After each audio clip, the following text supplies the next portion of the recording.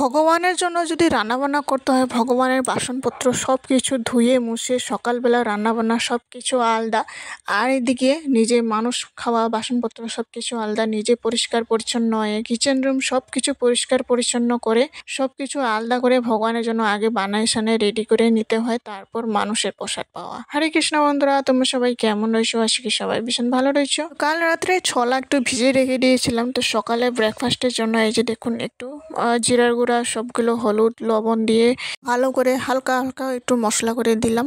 তারপর এই যে একটা টমেটো কেটে দিয়েছি পেস্ট বানিয়ে, আদা হলুদ গুঁড়ো লবণ সব মিলিয়ে একেবারে বসায় দিই। প্রথমে ছোলাগুলো সেদ্ধ করে নিয়েছিলাম, তারপর আবার মশলা দিয়ে ভালোভাবে কি করে নাড়াচাড়া করে আর 2-3 সিটি মেরে নামাই নিব। তো আজ একটু পুরি করব, তো এই যে পুরির জন্য একটু ময়দা আর একটু আটা মেখে সুন্দর করে ডো বানিয়ে সুন্দর করে এই যে 3-4টে মতো পুরি বানিয়ে নিই। এগুলো পুরি সুরি বেশি বানানো হয় না, তো হঠাৎ মঠাৎ কোন সময় ইচ্ছা হলে তখনই বানানো হয়। তো প্রত্যেক দিন এগুলো তো সকালে ব্রেকফাস্টে যদি খাই তাহলে আরও অবস্থা খারাপ হয়ে যাবে। আর তেলের বস্তু এগুলা ভালো না, যত খাই মানে শুকনো বস্তু রুটি মুটি এগুলা ভালো, তেলের বস্তু এগুলা সকালবেলা অত ভালো না। তো আজকে একটু মন হইলো বানাইলাম, অনেক দিন ধরে মানে দামোদর মাস করার পরে তাও আরও পুরি সুরি এগুলো বানানো হইলো না, তো অনেক দিন পরে আজ ট্রাই করলাম। তো এই যে সকালের ব্রেকফাস্ট ভগবানকে দিয়ে প্রসাদ পাই। তো বোর্ডের জন্য তো অত এগুলা পুরি সুরি খাই না, তো ওনার জন্য সকাল উঠে আগে ভাতে বানানো হয়, তো ভাতেই খাওয়া যায় উনি। সকালবেলা ব্রেকফাস্ট করে এখন আবার দুপুরে রান্না বান্না। বেগুন ছিল, তো বড় বড় সাইজ করে লম্বা লম্বা হলুদ লবণ দিয়ে সুন্দর করে কাঁচা লঙ্কা একটা দিয়ে ভাজাভাজি করে নিব। সেই কড়াইয়ের মধ্যে তেল ছিল, সেই তেল দিয়েই ভাজা করলাম। তো এই যে এখন আর শিম এনেছিলাম, শিম কার্তিক মাসে তো শিম খাওয়া হয়নি।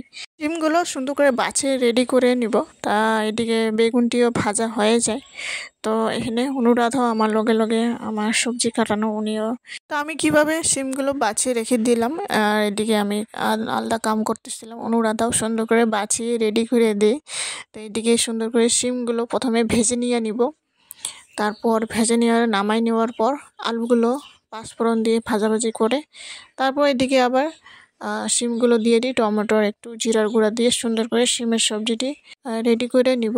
এদিকে ভাতও বসে দিয়েছিলাম, আর এদিকে সবজিটিও হতেইছিল, একটু জল দিয়ে ঢাকনা দিয়ে সেদ্ধ করে রেখে দিব।